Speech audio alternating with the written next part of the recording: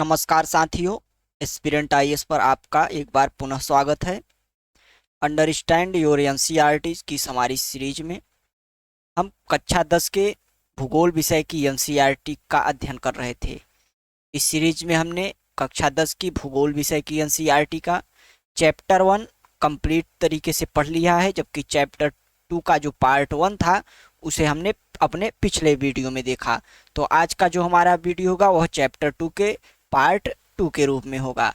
अभी तक हमने इस चैप्टर जो कि वन्य एवं वन्य जीव संसाधन है उसमें वन के बारे में समस्त जानकारियां प्राप्त कर ली, जिसमें वन की परिभाषा, वन के प्रकार इत्यादि जो इस वन से संबंधित जो चैप्टर के अंतर्गत आता है उसको हमने पढ़ लिया है।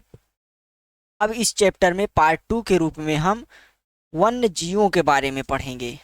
तो अब आइए अपने इस चैप्टर की शुरुआत करते हैं और वन्य जीवों के बारे में पढ़ते हैं। तो हमने यहाँ तक पढ़ लिया था और यहाँ तक हमने पढ़ लिया था। आज जो हम है वहाँ भारत में वन एवं वन्य जीव संरक्षण से संबंधित जो टॉपिक है उसको इस वीडियो में पढ़ने की कोशिश करेंगे। तो चलिए चैप्टर को शुरू करते हैं। वन्य जीवन और वनों में तेज गति से हो रहे ह्रास के कारण इसका संरक्षण बहुत आवश्यक हो गया है, परंतु हमें वनों और वन्य जीवन का संरक्षण करना आवश्यक क्यों है? संरक्षण से पारिस्थितिकी विविधता बनी रहती है तथा हमारे जीवन जो साध्य साधन जल, वायु और मृदा बने रहते हैं।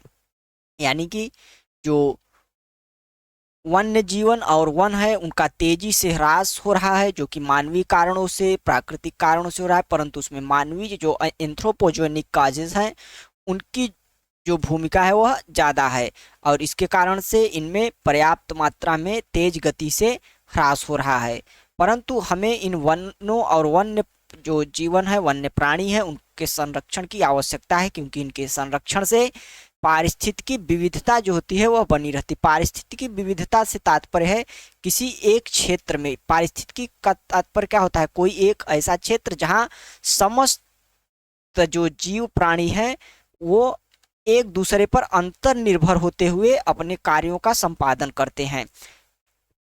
वही एक मोटा मोटा इसी रूप में हम पारिस्थितिकी को समझ सकते हैं कि एक ऐसा क्षेत्र जिसमें समस्त जीव एक दूसरे पर अंतर निर्भर होकर कार्यों को करते हैं। तो इसमें जो जितने ही ज़्यादा जीव होंगे, किसी पारिस्थितिकी क्षेत्र के अंतर्गत जितने ही ज़्यादा जीव होंगे, उस पारिस्थितिकी तंत्र की जो कार्यकलाप होगा, उसकी जो कार्य प्रणाली होगी वह अत्यधिक उत्तम होगी और वह पारिस्थितिकी दर जो पारिस्थितिकी तंत्र होगा ज़्यादा प्रोडक्टिव हो सकता है।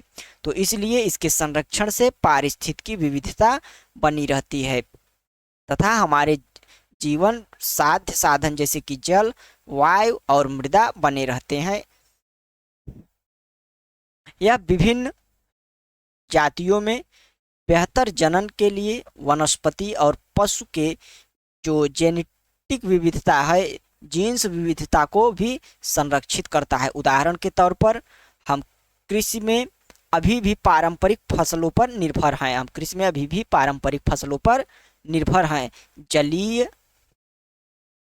जलीय जैव विविधता मोटे तौर पर मछली पालन बनाए रखने पर निर्भर है।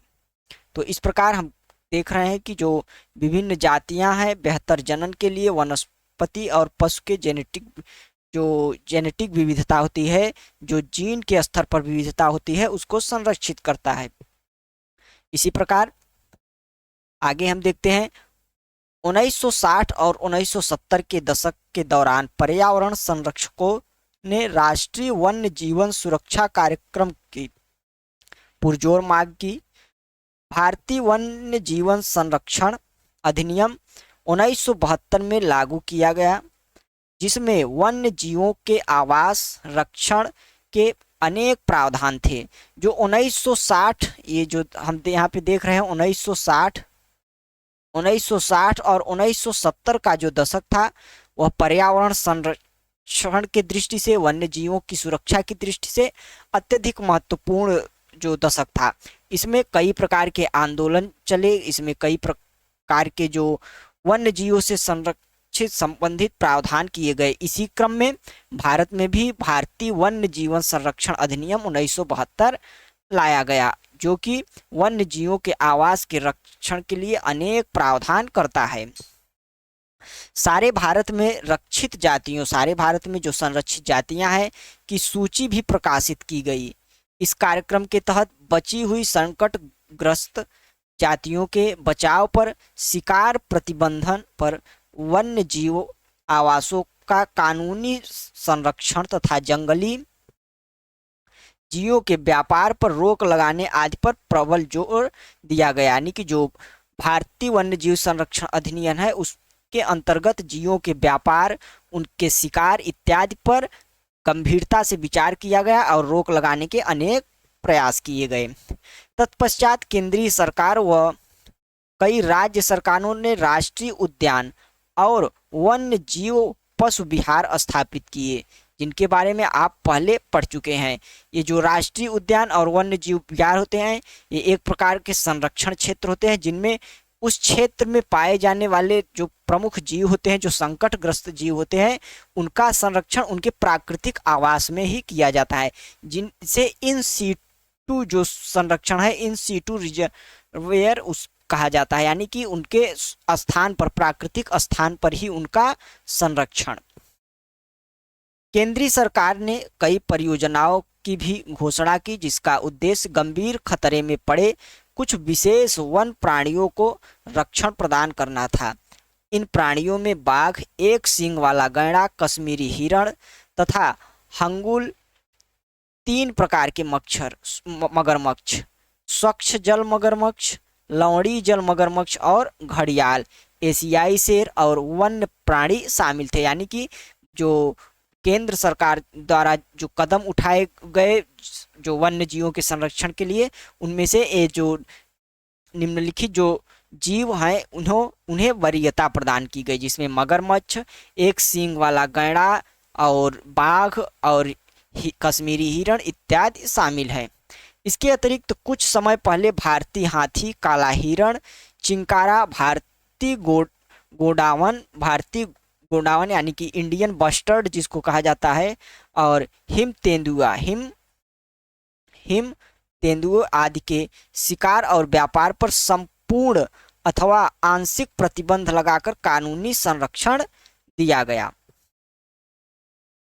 इसके अतिरिक्त टाइगर प्रोजेक्ट के बारे में यहाँ पर दिया गया, यह बहुत ही महत्वपूर्ण हमारे प्रीलिम्स एग्जाम के लिए है, तो इसे हम देख लेते हैं। वन्य जीवन संरचना में बाघ यानी कि टाइगर एक महत्वपूर्ण जंगली जाति है। 1973 में अधिकारियों ने पाया कि देश में 20वीं शताब्दी के आरंभ में बाघों की संख्या, अनुमानित संख्या 55,000 से घटकर मात्र 1827 रह गई है। बाघों को मारकर उनके व्यापार के लिए चोरी करना, आवासीय स्थलों का सिकुड़ना, भोजन के लिए आवश्यक जंगली जो उपजातियों की संख्या कम होना और जनसंख्या में वृद्धि बाघों की घटती जनसंख्या के मुख्य कारण है। तो हम देख रहे हैं कि किस स्तर पर यहाँ पे जो बाघों की संख्या है वह घटी कि 55,000 से मात्र 1827 बाघ रह गए, जो कि निम्नलिखित ये जो कारण यहाँ पर बताए गए हैं उन्होंने बाघों की संख्या को कम करने में महत्वपूर्ण भूमिका निभाई। बाघों की जो खाल का व्यापार और उनकी हड्डियों का एशियाई देशों में पारंपरिक औषधियों में प्रयोग के कारण यह जाति विलुप्त होने की कगार पर पहुंच गई है। चूंकि भारत और नेपाल दुनिया के 2/3 भागों को, जो 2/3 बाघों को आवास उपलब्ध कराते हैं, यानी कि जो नेपाल और भारत के क्षेत्र हैं वे इन जो बाघों की कुल संख्या है उनका 2/3 जो हिस्सा है उसको आवास उपलब्ध कराते हैं।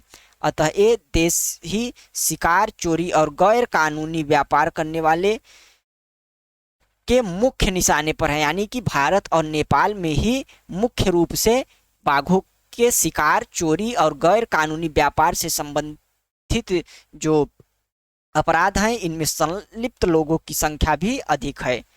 प्रोजेक्ट टाइगर को बेहतरीन वन्य जीव परियोजनाओं में से एक है। इसकी शुरुआत 1973 में हुई थी। इसकी शुरुआत कब हुई? 1973 में। शुरू में इसमें बहुत सफलता प्राप्त हुई क्योंकि बाघों की संख्या बढ़कर 1985 में 4002 और 1989 में 4334 हो गई थी, परंतु 1993 में इसकी संख्या घटकर 3600 पहुंच गई। भारत में 37,761 वर्ग किलोमीटर पर फैले हुए 27 बाघ रिजर्व हैं। बाघ संरक्षण मात्र एक संकटग्रस्त जाति को बचाने का प्रयास नहीं है, अपितु उसका उद्देश्य बहुत बड़े आकार पर जैव जाति को बचाना है। उत्तरांचल में कार्बेट राष्ट्रीय उद्यान, पश्चिम बंगाल में सुंदरवन राष्ट्रीय उद्यान, मध्य प्रदेश में बांधवगढ़ राष्ट्रीय उद्यान, राजस्थान में सरिस्का वन्यजीव पशु विहार, असम में मानस बाघ रिजर्व और केरल में पेरियार बाघ रिजर्व भारत में बाघ संरक्षण परियोजना के उदाहरण हैं। तो इस प्रकार प्रीलिम्स की दृष्टि से यह पैराग्राफ काफी ही महत्वपूर्ण रहा है। अब चलते हैं आगे। आजकल संरक्षण परियोजनाएं जैव विविधता पर केंद्रित होती हैं, न कि उनके विभिन्न घटकों पर। संरक्षण के विभिन्न तरीकों की गहनता से खोज की जा रही है। संरक्षण नियोजन में कीटों को भी महत्व मिल रहा है। वन्य जीव अधिनियम 1980 और 86 के तहत सैकड़ों तितलियां, पतंगों, भृंगों और एक ड्रैगन फ्लाई को भी संरक्षित जातियों में शामिल किया गया है। 1991 में पौधों की भी 6 जातियां पहली बार इस सूची में रखी गई हैं। तो इस पैराग्राफ में हम देख सकते हैं कि किस प्रकार से जो वन्य जीव अधिनियम 1980-86 है, इसके तहत कीट, पतंगों इत्यादि को भी काफी जो है वह महत्व दिया जा रहा है, क्योंकि ये भी हमारी पारिस्थितिकी तंत्र की विविधता को बनाए रखने में तथा पारिस्थितिकी तंत्र को सुचारू रूप से चलाने में महत्वपूर्ण भूमिका निभाते हैं। तो इस प्रकार हम देख रहे हैं कि किस स्तर पर वन्य जीवों में ह्रास हो रहा है, परंतु उसके बचाव के लिए पर्याप्त मात्रा में कदम भी उठाए जा रहे हैं। अब देखते हैं आगे।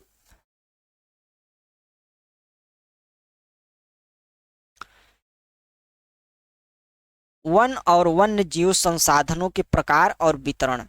इस हेडिंग में हम निम्नलिखित जो जानकारियां हैं उसको देखने का प्रयास करते हैं।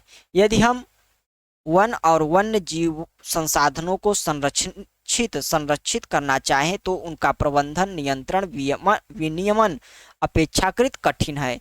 भारत में अधिकतर वन और वन्य जीव या तो प्रत्यक्ष रूप से सरकार के अधिकार क्षेत्र में है या वन विभाग अथवा अन्य विभागों के जरिए सरकार के प्रबंधन में है। इन्हें निम्नलिखित वर्गों में बांटा जा सकता है, यानी कि जो वन है उनसे किन किन वर्गों में बांटा जा सकता है, वे किन के संरक्षण या विनियमन के अंतर्गत आते हैं, किन के प्रबंधन के अंतर्गत आते हैं, उसके बारे में यहाँ पे जानकारी दी गई है। तो जो वनों को है निम्नलिखित वर्गों में बांटा जाता है, जिसमें पहला वर्ग है आरक्षित वन। देश के आधे से अधिक वन क्षेत्र आरक्षित वन घोषित किए गए हैं। जहां तक वन और वन्य प्राणियों के संरक्षण की बात है, आरक्षित वनों को सर्वाधिक मूल्यवान माना जाता है। और दूसरा है रक्षित वन। आरक्षित वन क्या है? देश के आधे से अधिक वन जो है वह आरक्षित वन में आते हैं। जहां वन और वन्य प्राणियों के संरक्षण की बात है, आरक्षित वन सर्वाधिक मूल्यवान माना जाता है। रक्षित वन जो होते हैं, वन विभाग के अनुसार देश के कुल वनों का, वन क्षेत्र का 1/3 हिस्सा रक्षित है। 1/3 हिस्सा रक्षित है। इन वनों को और अधिक नष्ट होने से बचाने के लिए इनकी सुरक्षा की जाती है। इसके अतिरिक्त अवर्गीकृत वन आते हैं। अन्य सभी प्रकार के वन और बंजर भूमि जो सरकार, व्यक्तियों, समुदायों के स्वामित्व में है, वर्गीकृत वन कहे जाते हैं। तो इस प्रकार वनों के कुल 3 वर्गीकरण यहाँ पे प्राप्त होते हैं। अब देखते हैं आगे। आरक्षित और रक्षित वन ऐसे अस्थायी वन क्षेत्र हैं जिनका रख रखाव इमारती लकड़ी, अन्य वन पदार्थों और उनके बचाव के लिए किया जाता है। मध्य प्रदेश में अस्थायी वनों के अंतर्गत सर्वाधिक क्षेत्र हैं, जो कि प्रदेश के कुल वन क्षेत्र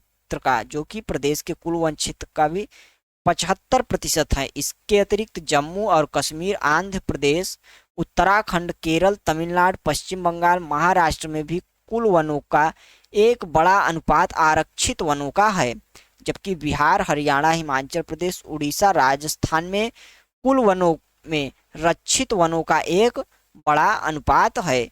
पूर्वोत्तर के सभी राज्यों में और गुजरात में अधिकतर वन क्षेत्र अवर्गीकृत हैं तथा स्थानीय समुदाय के प्रबंधन में है। तो इस प्रकार पूरे देश में किस प्रकार से जो है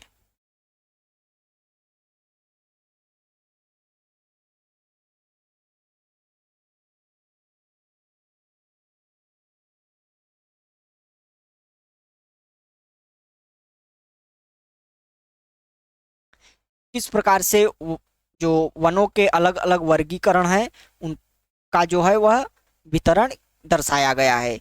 तो इस पैराग्राफ में, ये जो पैराग्राफ है हमारा, इसमें इस संपूर्ण जानकारी को हम देख सकते हैं कि किस प्रकार जो मध्य प्रदेश है वह उसमें जो संपूर्ण वन है उनमें से लगभग 75% जो उसका वन है वह आरक्षित प्रकार का वन है, जबकि गुजरात और पूर्वोत्तर के जो राज्य हैं उनके अधिकांश वन जो हैं वह अवर्गीकृत प्रकार के हैं। अब अगर हम देखते हैं कि क्या इस पैराग्राफ में है समुदाय और वन संरक्षण। इसमें समुदाय और वन संरक्षण के संबंध का जो संबंध होता है उसको इस पैराग्राफ में दर्शाया गया है। तो आइए देखते हैं। वन संरक्षण की नीतियां हमारे देश में कोई नई बात नहीं है। आमतौर पर इस बात से अनजान है कि वन हमारे देश में कुछ मानव प्रजातियों के भी आवास हैं। भारत के कुछ क्षेत्रों में तो स्थानीय समुदाय सरकारी अधिकारियों के साथ मिलकर अपने आवास स्थलों के संरक्षण में जुटे हैं, क्योंकि इसी से भी दीर्घकाल में इनकी आवश्यकताओं की पूर्ति हो सकती है। सरिस्का बाघ रिजर्व में राजस्थान के गांव के लोग वन्य जीव रक्षण अधिनियम के तहत वहां के खनन कार्य बंद करवाने के लिए संघर्षरत हैं। कई क्षेत्रों में तो लोग स्वयं वन्य जीव आवासों की रक्षा कर रहे हैं और सरकार की ओर से हस्तक्षेप भी स्वीकार नहीं कर रहे हैं। राजस्थान के अलवर जिले में 5 गांवों के लोगों ने तो एक जो 1200 हेक्टेयर वन भूमि भैरो देव टाकव सेंचुरी घोषित कर दी, जिसके अपने ही नियम कानून है जो शिकार वर्जित करते हैं तथा बाहरी लोगों को घुसपैठ के लिए यहाँ के वन्य जीवन को बचाते हैं। तो इस प्रकार समुदाय जो है और वन्य जीव जो संरक्षण है, वन संरक्षण है, उसमें किस प्रकार से संबंध देखा जा रहा है वह भारत में देखा जा सकता है कि किस प्रकार से एक समुदाय अपना जो निवास क्षेत्र है उसको बचाने के लिए संघर्षरत है। यहाँ तक कि कुछ समुदाय सरकार के साथ कंधा से कंधा मिलाकर वनों का संरक्षण कर रहे हैं, जबकि कुछ समुदाय जो हैं वह सरकार का भी हस्तक्षेप उन्हें स्वीकार नहीं है। वे अपने वन को, अपने निवास स्थान को स्वतः ही संरक्षित करने के लिए प्रयासरत हैं। तो इस प्रकार हमने देखा कि किस प्रकार समुदाय और वन संरक्षण का संबंध है। पवित्र पेड़ों के झुरमुट विविध और दुर्लभ जातियों की संपत्ति है। पवित्र पेड़ों के झुरमुट विविध और दुर्लभ जातियों की संपत्ति। तो इस पैराग्राफ में हम देखते हैं कि क्या है। प्रकृति की पूजा सदियों पुराना जनजाति विश्वास है, जिसका आधार प्रकृति के हर रूप की रक्षा करना है। इन्हीं विश्वासों ने विभिन्न वनों को मूल और कौमार्य रूप में बचाकर रखा है, जिन्हें पवित्र पेड़ों के झुरमुट देवी देवताओं के वन कहते हैं। तो जो जनजातियों में यह विश्वास माना जाता है कि जो वन है उनमें देवी और देवताओं का निवास होता है। उनकी यही मान्यता कई वनों को उनके मूल रूप में अभी तक बचाकर रखने में कामयाब रह सकी है। वनों के इन भागों में या तो वनों के ऐसे बड़े भाग में स्थानीय लोग ही घुसते हैं तथा न ही ऐसे बड़े भाग में स्थानीय लोग ही घुसते हैं तथा न ही किसी और को छेड़छाड़ करने देते हैं। यानी कि ऐसे जो भाग होते हैं उसके वनों में सिर्फ स्थानीय लोग ही जा सकते हैं अपनी कुछ जरूरत की आवश्यकताओं को पूरा करने के लिए। कुछ समाज के कुछ विशेष पेड़ों की पूजा करते हैं। जो कुछ समाज है कुछ विशेष पेड़ों की पूजा करते हैं और आदिकाल से उनका संरक्षण करते आ रहे हैं। छोटा नागपुर पठार क्षेत्र में मुंडा और संथाल जातियां महुआ और कदम्ब के पेड़ों की पूजा करते हैं। उड़ीसा और बिहार की जनजातियां शादी के दौरान इमली और आम के पेड़ की पूजा करते हैं। हम में से बहुत से व्यक्ति पीपल और वट वृक्ष को पवित्र मानते हैं। तो इस प्रकार से देख रहे हैं कि किस प्रकार से संस्कृति जो है किसी क्षेत्र विशेष की संस्कृति, किसी क्षेत्र के समुदाय की संस्कृति वन्य जीव को वनों को किस प्रकार से संरक्षित कर रही है।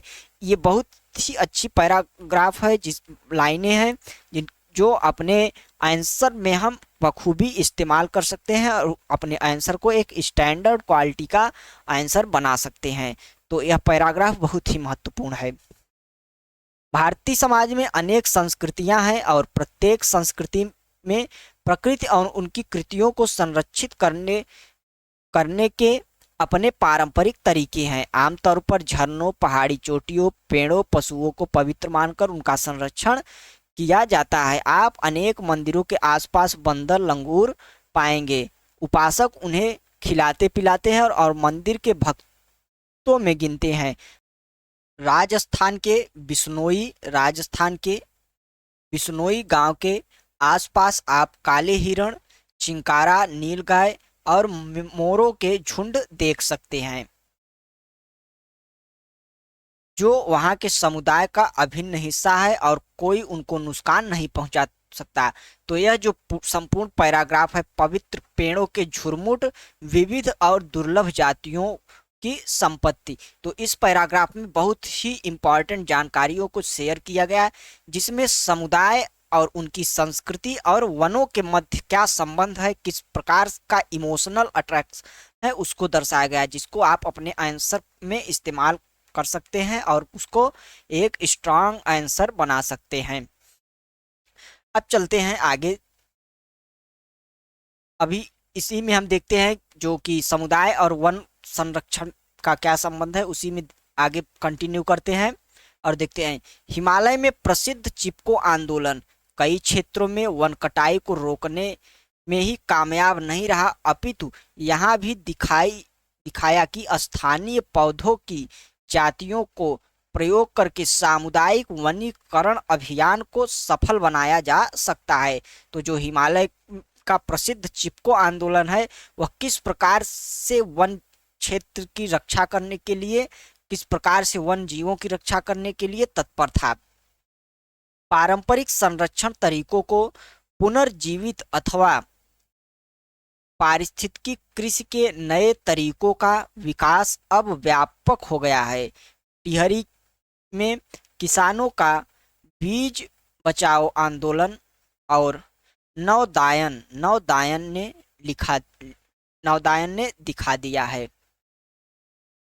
जो टिहरी क्षेत्र है उसका जो किसानों का बीज बचाओ आंदोलन और नवदायन ने दिखा दिया है कि रासायनिक उर्वरकों के प्रयोग के बिना भी विविध फसल उत्पादन द्वारा आर्थिक रूप से व्यवहार कृषि उत्पादन संभव है।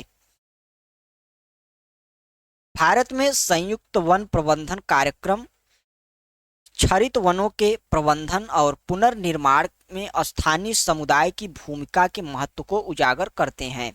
औपचारिक रूप से इन कार्यक्रमों की शुरुआत 1988 में हुई जब उड़ीसा राज्य ने संयुक्त वन प्रबंधन का पहला प्रस्ताव पास किया। वन विभाग के अंतर्गत संयुक्त वन प्रबंधन क्षरित वनों के बचाव के लिए कार्य करता है और इसमें गांव के स्तर पर संस्थाएं बनाई जाती हैं जिसमें ग्रामीण वन विभाग के अधिकारी संयुक्त रूप से कार्य करते हैं।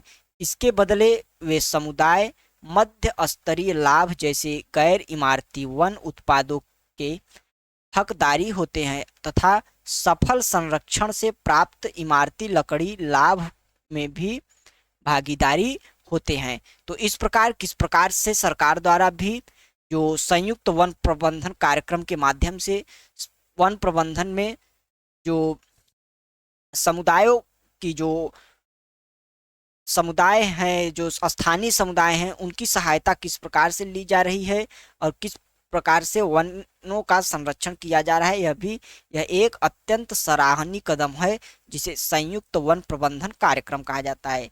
यह उड़ीसा राज्य द्वारा सर्वप्रथम 1988 में शुरू किया गया था। के संबंध में एक प्रस्ताव पारित किया गया था जिसके बाद से जो संयुक्त वन प्रबंधन कार्यक्रम है यह शुरू हुआ, जिसमें स्थानीय निवासी और वन अधिकारी मिलकर वनों का संरक्षण करते हैं। भारत में पर्यावरण के विनाश और पुनर्निर्माण की क्रियाशीलताओं से सीख मिलती है कि स्थानीय समुदायों को हर जगह प्राकृतिक संसाधन प्रबंधन में शामिल करना चाहिए, परंतु स्थानीय समुदायों को फैसले लेने की प्रक्रिया में मुख्य भूमिका में आने में अभी देर है। अतः वे ही विकास क्रियाएं मान्य होनी चाहिए जो जनमानस पर केंद्रित हो, पर्यावरण हितैषी हो और आर्थिक रूप से प्रतिफल हो। तो इस प्रकार से इस चैप्टर का एक संतुलित निष्कर्ष हमने देखा कि जो पर्यावरण के विनाश और पुनर्निर्माण की क्रियाकलाप से सीख मिलती है कि स्थानीय समुदायों को हर जगह प्राकृतिक संसाधन प्रबंधन में शामिल करना चाहिए, क्योंकि जब स्थानीय निवासी ही अपने संसाधन को लेकर जागरूक नहीं होंगे, जब उन्हें नहीं पता होगा कि यह हमारे लिए कितना महत्वपूर्ण है, तो जो हमारा संसाधन है उसका संरक्षण अत्यधिक कठिन हो जाएगा। परंतु जब स्थानीय निवासी उसके महत्व को समझेंगे, उसकी गंभीरता को भापेंगे कि यह किस प्रकार से हमें ही आगे चलकर नुकसान पहुंचा सकता है, तो ही वे इस संबंध में जागरूक होंगे कि हमें सरकार के साथ कंधे से कंधा मिलाकर अपने वन संसाधनों को, वन्य जीव संसाधनों को संरक्षित करना है और उन्हें बचाना है, क्योंकि यह हमारे भविष्य के लिए अत्यधिक आवश्यक है। तो इस प्रकार यह जो संपूर्ण चैप्टर है यह खत्म हुआ और यहाँ पर एक महत्वपूर्ण जो गौतम बुद्ध का कोट है उसको दिया गया है, जिसे हम पढ़ते हैं। पेड़ एक विशेष असीमित दयालु और उदारपूर्ण जीवधारी है जो अपने सतत पोषण के लिए कोई मांग नहीं करता और दानशीलता पूर्वक अपने जीवन की क्रियाओं को भेंट करता है। यह सभी की रक्षा करता है और स्वयं पर कुल्हाड़ी चलने वाले विनाशक को भी छाया प्रदान करता है। तो यह गौतम बुद्ध का एक महत्वपूर्ण कोट है जिसे हम अपने उत्तरों में इस्तेमाल कर सकते हैं। तो इस प्रकार से यह संपूर्ण जो चैप्टर है वन और वन्य जीव प्राणी वह समाप्त हुआ। इस चैप्टर से संबंधित कुछ महत्वपूर्ण प्रश्न दिए गए हैं जिसे आप उनको हल कीजिएगा और उसके बाद यह मूल्यांकन कीजिएगा कि यह चैप्टर आपने किस स्तर पर समझा। तो आज का यह चैप्टर यहीं समाप्त होता है। इसी के साथ आज की क्लास यहीं तक। मिलते हैं नेक्स्ट वीडियो के साथ, नेक्स्ट चैप्टर के साथ। तब तक के लिए नमस्कार। वीडियो देखने के लिए धन्यवाद। यदि वीडियो पसंद आया तो वीडियो को लाइक और शेयर करें और चैनल को सब्सक्राइब कीजिए। नमस्कार, जय हिंद।